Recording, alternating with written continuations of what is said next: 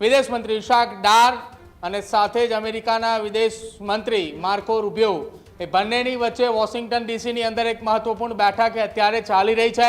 આ એ સમજૂતી કરારને લઈને બેઠક મળી રહી હોવાનો દાવો કરવામાં આવી રહ્યો છે। દેશો વચ્ચે સમજૂતી માટે પાકિસ્તાને અત્યાર સુધી અનેક વખતે હવાત્યા મારી ચૂક્યું છે।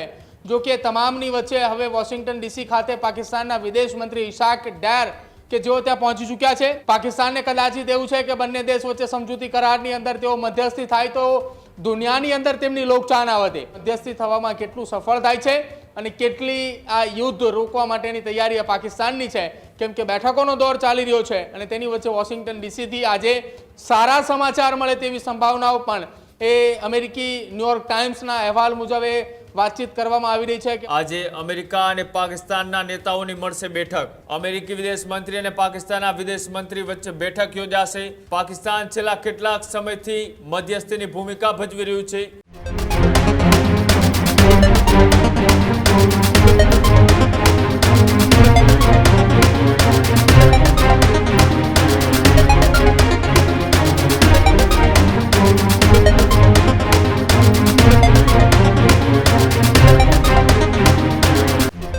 વોશિંગ્ટન ડીસીમાં આજે મળશે સૌથી મોટી બેઠક।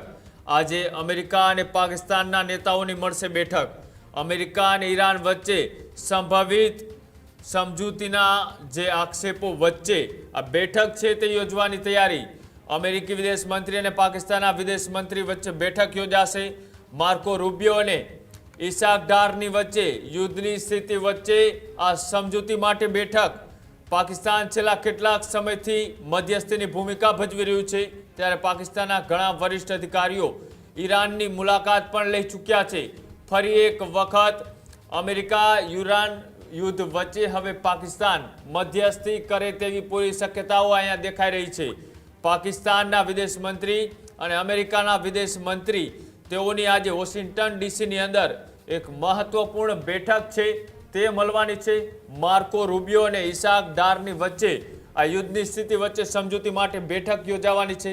પાકિસ્તાન છેલ્લા કેટલાક સમયથી એ મધ્યસ્થીની ભૂમિકામાં જોવા મળી રહ્યું છે। ફરી એક વખત આ બેઠકથી એવું લાગી રહ્યું છે કે જે સમાધાનના એ સમજૂતીના કરારો કરવામાં આવી રહ્યા છે તેની વચ્ચે મુસ્લિમ દેશોને આમાં ક્યાંક ને ક્યાંક વચ્ચે એટલે કે સમજૂતીમાં રાખવામાં આવે તેવી શક્યતાઓ વ્યક્ત કરવામાં આવી છે। પ્રદીપ જોડાયેલા છે। પ્રદીપ, પેલા 8 થી 9 મુસ્લિમ દેશો સાથે વાતચીત, ત્યારબાદ સમજૂતીના કરારો હવે બંનેના વિદેશ મંત્રાલય વોશિંગ્ટન ડીસીની અંદર મળશે। અત્યાર સુધી બેઠકો એ ઈરાનની અંદર મળતી હતી, તહેરાન અને કતારની અંદર બેઠકો મળી। એ બેઠકોની અંદર કોઈ સમજૂતી એ ન થઈ, પરંતુ એ બંધ બારણે કોઈ સમજૂતી થયેલી છે અથવા તો કોઈ વિચાર વિમર્શ કરવામાં આવ્યો છે। કેટલા દિવસ સુધી સીઝફાયર અને કઈ વાતોએ માન્ય રાખી છે બંને દેશોએ, આ સુધીની હજી કોઈ પણ પ્રકારની સ્પષ્ટતા બેમાંથી એક પણ દેશે જાહેર નથી કરી। જો કે હવે આ તમામની વચ્ચે એક મહત્વપૂર્ણ સમાચાર અત્યારે સામે આવી રહ્યા છે। પાકિસ્તાની વિદેશ મંત્રી ઇશાક ડાર અને સાથે જ અમેરિકાના વિદેશ મંત્રી માર્કો રૂબિયો એ બંનેની વચ્ચે વોશિંગ્ટન ડીસીની અંદર એક મહત્વપૂર્ણ બેઠક અત્યારે ચાલી રહી છે। આ બંને દેશોના વિદેશ મંત્રી વચ્ચે ચાલી રહેલી આ બેઠકની અંદર મોટા પાયે ચર્ચાના એંધાણ દેખાઈ રહ્યા છે। આ એ સમજૂતી કરારને લઈને બેઠક મળી રહી હોવાનો દાવો કરવામાં આવી રહ્યો છે। સમજૂતી કરારની અંદર પાકિસ્તાન એ છેલ્લા કેટલાક સમયથી મધ્યસ્થી માટે તૈયારી કરી રહી છે। પાકિસ્તાનથી અનેક અધિકારીઓ, અનેક મંત્રીઓ એ તહેરાનની મુલાકાતે જઈ ચૂક્યા છે, એ કતારની મુલાકાતે જઈ ચૂક્યા છે। આ સાથે સાથે બંને એ દેશો વચ્ચે સમજૂતી માટે પાકિસ્તાને અત્યાર સુધી અનેક વખતે હવાત્યા મારી ચૂક્યું છે। જો કે તમામની વચ્ચે હવે વોશિંગ્ટન ડીસી ખાતે પાકિસ્તાનના વિદેશ મંત્રી ઇશાક ડાર કે જેઓ ત્યાં પહોંચી ચૂક્યા છે। ઇશાક ડારની આ આખી ઘટનાની અંદર મધ્યસ્થી માટે તેઓ ત્યાં પહોંચ્યા હોવાનો એક ખુલ્લમ ખુલ્લો તેવું નિવેદન પણ જે છે તે પાકિસ્તાનથી નીકળી રહ્યા હતા। એ દરમિયાન તેમણે આપ્યું હતું કે ઈરાન અને અમેરિકાની વચ્ચે સમજૂતી માટે પાકિસ્તાન એ અત્યારે મધ્યસ્થીની ભૂમિકામાં છે। પાકિસ્તાનને કદાચિત એવું છે કે બંને દેશ વચ્ચે સમજૂતી કરારની અંદર તેઓ મધ્યસ્થી થાય તો દુનિયાની અંદર તેમની લોકચાહના વધે। પરંતુ બીજી તરફ ડોનાલ્ડ ટ્રમ્પ એ અત્યાર સુધી અનેક વખત જ્યારે પાકિસ્તાન સમજૂતી કરાર વચ્ચે એ તૈયારી કરી રહ્યું તે વખતે ડોનાલ્ડ ટ્રમ્પે અનેક વખતે પોતાનો માસ્ટર સ્ટ્રોક અથવા તો એ ગુગલી ફેંકી ચૂક્યા છે। અબ્રાહમ એકોર્ડ પણ લઈને આવ્યા છે, જેનાથી પાકિસ્તાન પણ ચિંતિત છે। જો આ તમામ વસ્તુએ માન્ય રાખવામાં આવે તો મિડલ ઇસ્ટની અંદર ઇઝરાયલ સાથે વ્યાપારિક સંબંધ સાથે જ રાજદ્વારી સંબંધ પણ બાંધવા માટે પાકિસ્તાને સૌથી પહેલા તૈયારી દર્શાવવી પડશે.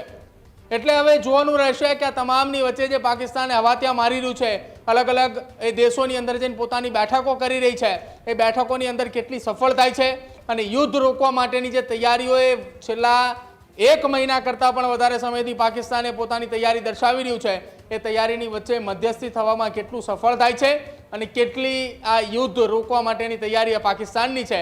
કેમ કે બેઠકોનો દોર ચાલી રહ્યો છે અને તેની વચ્ચે વોશિંગ્ટન ડીસીથી આજે સારા સમાચાર મળે તેવી સંભાવનાઓ પણ એ અમેરિકી ન્યૂયોર્ક ટાઈમ્સના અહેવાલ મુજબ એ વાતચીત કરવામાં આવી રહી છે કે વોશિંગ્ટન ડીસીથી સારા સમાચાર આવશે. ઈરાનની અંદર પણ એવી ચર્ચા છે કે વોશિંગ્ટન ડીસીની અંદર ચાલી રહેલી આ બેઠકની અંદરથી કદાચિત સારા સમાચાર આવે. હવે જોવાનું રહેશે કે ક્યારે બેઠક પૂરીઓ થાય છે અને બેઠક બાદ શું સ્ટેટમેન્ટ એ બે દેશોના વિદેશ મંત્રીઓના આવે છે. કૃણાલ.